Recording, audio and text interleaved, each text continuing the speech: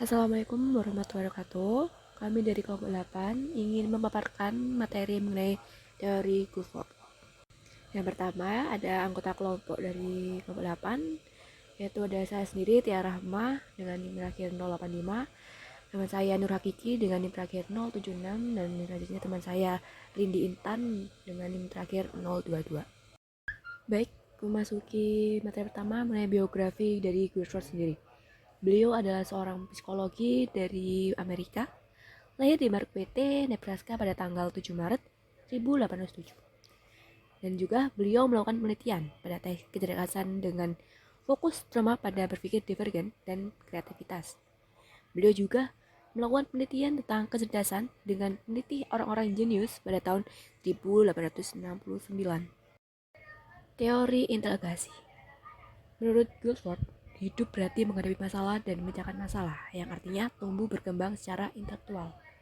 Di mana teori Guilford ini banyak membicarakan mengenai struktur integrasi atau kecerdasan seseorang yang banyak mengarah pada kreativitas seseorang. Guilford mencoba memahami cara kerja fungsi mental para pemimpin dari tokoh-tokoh yang berhasil mengetahui ide-ide cemerlang. Penelitian ini dianggap sumbangan sangat penting dalam upaya para ahli memahami arti sebuah kreativitas. Dan Guilford sendiri mengembangkan jika belajar adalah termasuk berpikir atau berupaya berpikir untuk menjawab segala masalah yang dihadapi. Selanjutnya, Guilford mengategorikan sebuah integrasi menjadi 3 kategori. Yang pertama ada operasi mental atau proses berpikir, yang kedua ada konten atau isi yang dipikirkan, dan yang ketiga ada produk atau hasil berpikir. Pertama, mengenai operasi mental atau proses berpikir, terdapat kognitif, memori retensi, dan memori reproduksi. Ada pemikiran divergen, pemikiran konvergen, dan evaluasi. Selanjutnya yang konten atau isi yang dipikirkan, terdapat figural atau auditory, ada visual, melalui simbolik, sematik, dan perilaku. Dan terakhir ada produk atau hasil pikir. Terdapat unit, kelas, hubungan, sistem, transformasi, dan implikasi. Selanjutnya saya akan menjabarkan 3 kategori tersebut. Yang pertama ada operasi mental atau proses berpikir, dibagi menjadi beberapa bagian. Ada kognitif atau kemampuan untuk mengerti, memahami, menemukan, dan menjadi sadar akan adanya informasi. Kedua ada memory retention, yaitu kemampuan untuk mengingat informasi yang berkaitan dengan kehidupan sehari-hari. Ketiga ada memory recording, yaitu kemampuan untuk mengkodekan informasi atau ingatan yang sesegera mungkin. Yang keempat ada divergent production, yaitu kemampuan berpikir melebar atau menghasilkan banyak kemungkinan jawaban atau alternatif. Yang kelima ada convergent production, yaitu berpikir memusat atau hanya satu kemungkinan jawaban atau alternatif atau kemampuan untuk menyimpulkan satu solusi untuk masalah. Dan terakhir ada evaluation, yaitu kemampuan untuk menilai atau mengambil keputusan apakah itu baik, akurat, atau memadai. Selanjutnya ada konten atau isi yang dipikirkan yang dapat dipaparkan. Pertama ada visual, yaitu informasi yang dipersepsikan dalam bentuk konkret atau gambaran melalui sebuah penglihatan. Yang kedua ada auditory, informasi yang bisa dirasakan melalui pendengaran. Yang ketiga ada word meaning atau semantik, yaitu informasi yang dipersepsikan dalam sebuah kata-kata atau kalimat, baik secara lisan ataupun tertulis. Yang keempat ada simbolik, informasi dalam bentuk lambang, kata-kata atau angka yang dapat dinotasikan. Yang terakhir ada behavioral atau perilaku, yaitu interaksi nonverbal yang diperoleh melalui penginderaan, ekspresi muka atau suara seorang individu atau perbuatan seorang dari individu tersebut. Dan yang terakhir ada produk atau hasil berpikir yang dapat dipaparkan. Ada unit atau sebuah item tunggal informasi, ada kelas, yaitu kelompok item yang memiliki sifat-sifat yang sama, ada relasi atau keterkaitan antar informasi, ada sistem, kompleksitas, bagian saling yang berhubungan, ada transformasi, yaitu perubahan modifikasi atau redefinisi sebuah informasi, dan terakhir ada implikasi, yaitu informasi yang merupakan saran dari informasi item lain. Untuk selanjutnya yaitu struktur inteligensi. Yang pertama ada inteligensi dan IQ. Nah, inteligensi adalah kemampuan untuk bertindak secara terarah berpikir secara rasional, dan menghadapi lingkungannya secara efektif. Secara garis besar, dapat disimpulkan bahwa inteligensi adalah suatu kemampuan mental yang melibatkan proses berpikir secara rasional. Nah, oleh karena itu, inteligensi tidak dapat diamati secara langsung, melainkan harus disimpulkan dari berbagai tindakan nyata yang merupakan manifestasi dari proses berpikir rasional itu. Nah, di sini inteligensi itu ada beberapa faktor yang mempengaruhi. Yang pertama itu ada faktor bawaan atau keturunan, yang artinya faktor ini didukung oleh penelitian yang membuktikan bahwa korelasi nilai tes IQ dari suatu keluarga sekitar 0,50. Sedangkan di antara dua anak kembar, korelasi nilai tes IQ-nya sangat tinggi, sekitar 0,90. Bukti lainnya adalah pada anak yang diadopsi, IQ mereka berkorelasi sekitar 0,40 sampai 0,50 dengan ayah dan ibu yang sebenarnya. Nah, dan hanya 0,10 sampai 0,20 dengan ayah dan ibu angkatnya. Selanjutnya, bukti pada anak kembar yang dibesarkan secara terpisah, IQ mereka tetap berkorelasi sangat tinggi, walaupun mungkin mereka tidak pernah saling kenal. Yang kedua yaitu faktor lingkungan. Walaupun ada ciri-ciri yang pada dasarnya sudah dibawa sejak lahir, ternyata lingkungan sanggup menimbulkan perubahan-perubahan yang berarti. Inteligensi tentunya tidak bisa lepas dari otak. Perkembangan otak sangat dipengaruhi oleh gizi yang dikonsumsi. Selain gizi, rangsangan-rangsangan yang bersifat kognitif, emosional dari lingkungan juga memegang peranan yang amat penting. Orang seringkali menyamakan arti inteligensi dengan IQ, padahal istilah ini mempunyai perbedaan arti yang mendasar. Nah, IQ atau tingkatan dari inteligensi atau quotient adalah skor yang diperoleh dari sebuah alat tes kecerdasan. Dengan demikian, IQ hanya memberikan sedikit indikasi mengenai taraf kecerdasan seseorang dan tidak menggambarkan kecerdasan seseorang secara keseluruhan. Oke, yang kedua yaitu ada pengukuran inteligensi. Nah, pada tahun 1904, Alfred Binet dan Theodore Simon merancang suatu alat evaluasi yang dapat dipakai untuk mengidentifikasi siswa-siswa yang memerlukan kelas-kelas khusus atau anak-anak yang kurang pandai. Nah, alat tes ini dinamakan tes Binet-Simon. Nah, lalu pada tahun 1911 ini direvisi oleh Lewis Terman yang mengadakan banyak perbedaan dari tes Binet-Simon.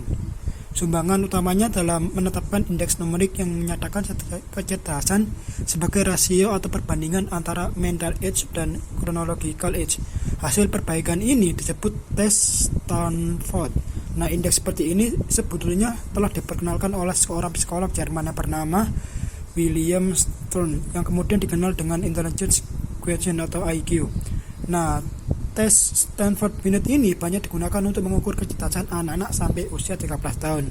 Nah, salah satu reaksi atas tes Binet-Simon atau tes Stanford Binet adalah bahwa tes itu terlalu umum.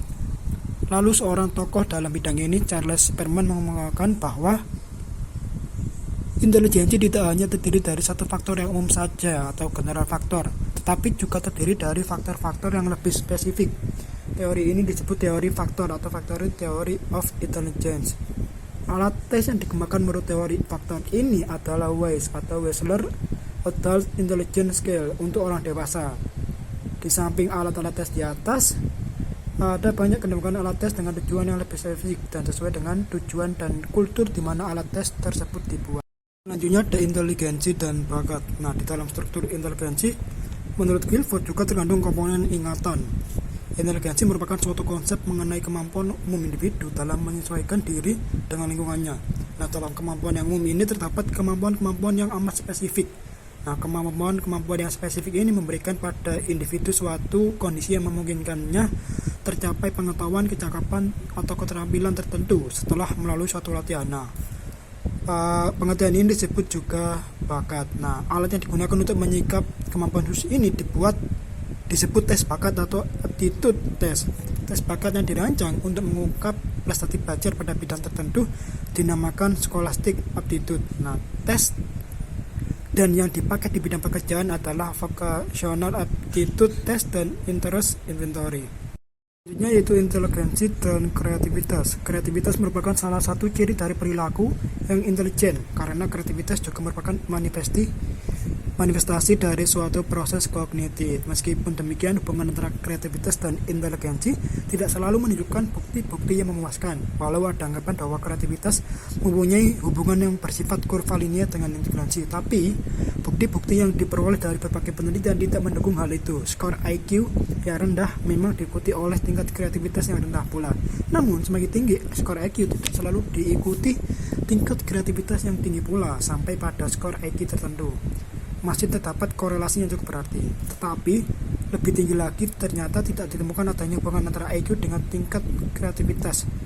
Para ahli telah berusaha mencari tahu mengapa ini terjadi. Nah, Guilford menjelaskan bahwa kreativitas adalah suatu proses berpikir yang bersifat divergen, yang artinya kemampuan untuk memberikan berbagai alternatif jawaban berdasarkan informasi yang diberikan. Sebaliknya, tes inteligensi hanya dirancang untuk mengukur proses berpikir yang bersifat konvergen, atau kemampuan untuk memberikan satu jawaban atau kesimpulan yang logis berdasarkan informasi yang diberikan. Selanjutnya yaitu pengembangan bakat matematika. Nah, di dalam hal ini karakteristik siswa berbakat dalam bidang matematika menurut Guinness dalam menurut 1999 adalah fleksibilitas dalam mengolah data, kemampuan luar biasa untuk menyusun data, ketangkasan mental, penafsiran yang original, kemampuan luar biasa untuk mengalihkan gagasan, dan kemampuan luar biasa untuk generalisasi. Nah, Guinness menambahkan bahwa siswa berbakat matematika lebih menyukai komunikasi lisan daripada tulisan. Nah, untuk saran bagi guru dalam merencanakan model pembelajaran bagi siswa yang berbakat matematika yaitu mendorong pertimbangan dan pemikirannya secara mandiri, mendorong siswa untuk menggunakan berbagai metode untuk memecahkan masalah yang sama, mendorong siswa untuk melakukan pengecekan dan memberikan masalah yang menantang atau luar biasa. Nah, sehubungan dengan adanya inteligensi dan kreativitas memunculkan suatu teori yang bernama teori multiple intelligence. Nah, ini dikarenakan belakangan ini banyak orang yang menggugat tentang kecerdasan intelektual yang konon dianggap sebagai anugerah yang dapat mengantarkan kesuksesan hidup seseorang.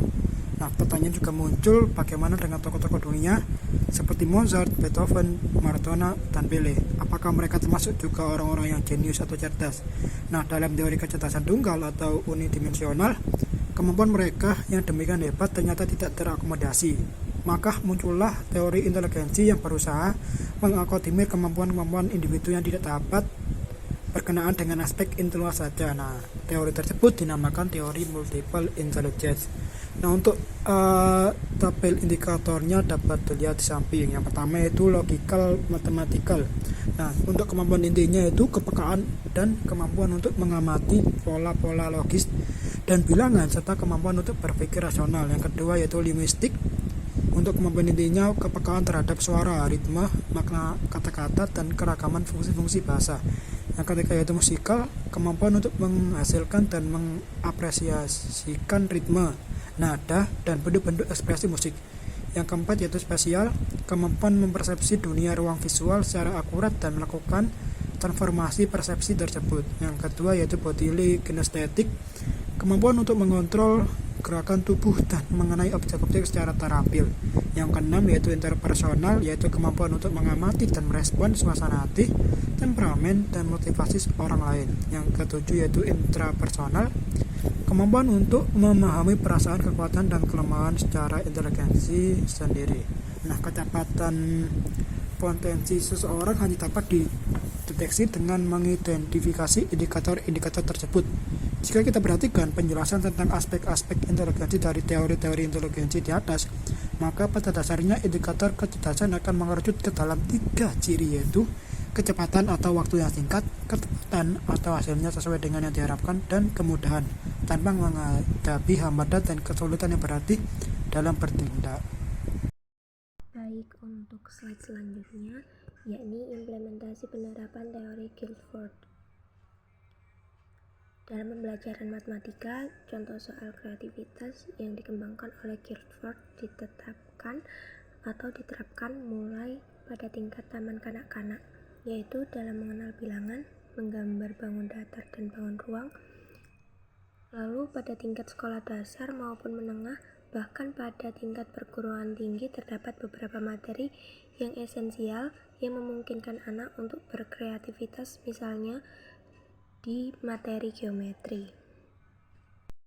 Nah, pada slide ini merupakan salah satu contoh materi menentukan kreativitas siswa dalam memecahkan masalah, di mana siswa di kelas ini diperkenalkan sebuah bangun ruang, yakni kubus, yang telah disusun dari beberapa bidang sisi. Lalu, siswa di kelas diperkenalkan salah satu jaring-jaring kubus, dan siswa diberikan waktu untuk memikirkan berdasarkan contoh yang telah diberikan untuk menemukan sendiri susunan jaring-jaring kubus yang lain. Berikutnya merupakan contoh tes visual, di mana siswa diminta untuk menemukan gambar selanjutnya dari apa yang telah dipaparkan oleh guru. Berikut merupakan kelebihan dari teori Guilford. Yang pertama, teori ini memberikan implikasi yang penting bagi teori psikologi umumnya, terutama apabila dapat meletakkannya sebagai suatu kerangka pemikiran guna memperoleh pandangan baru terhadap konsep-konsep psikologi, seperti proses belajar, pemecahan masalah, dan kreativitas. Yang kedua, dalam pembelajaran, teori ini memberikan implikasi positif berupa pembelajaran yang kreatif. Yang ketiga, model Guilford ini memberikan suatu jalan untuk mengorganisasikan kemampuan-kemampuan dalam kurikulum, terutama pada penentuan kemampuan-kemampuan mana yang perlu mendapat perhatian. Yang keempat, teori ini merupakan mata rantai studi intelijensi dengan menggunakan pengetahuan tentang belajar, psikolinguistik, pikiran, dan sebagainya sebagai pembagian tugas intelektual.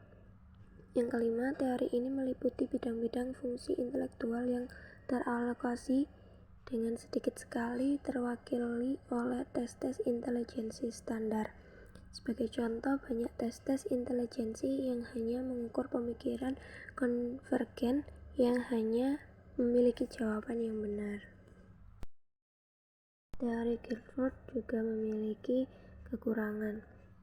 Antara lain, teori ini dianggap terlalu berlebihan atau kompleks dan melanggar aturan parsimoni. Yang kedua, kemampuan-kemampuan intelijensi dalam teori ini belum seluruhnya dapat dibuktikan secara empiris. Yang ketiga, Guilford menggunakan metode rotasi ortogonal meskipun data dan penelitian sebelumnya jelas menuntut rotasi miring. Yang keempat, beberapa ahli tidak dapat mereplikasi hasil Guilford pada analisis ulang mendorong. Yang kelima, mereka mempertanyakan reliabilitas instrumen itu meskipun pada tahun 1985 Guilford merevisi model SOI untuk mengatasi kekurangan ini. Sekian dari kelompok kami, kurang lebihnya mohon dimaafkan. Wassalamualaikum warahmatullahi wabarakatuh.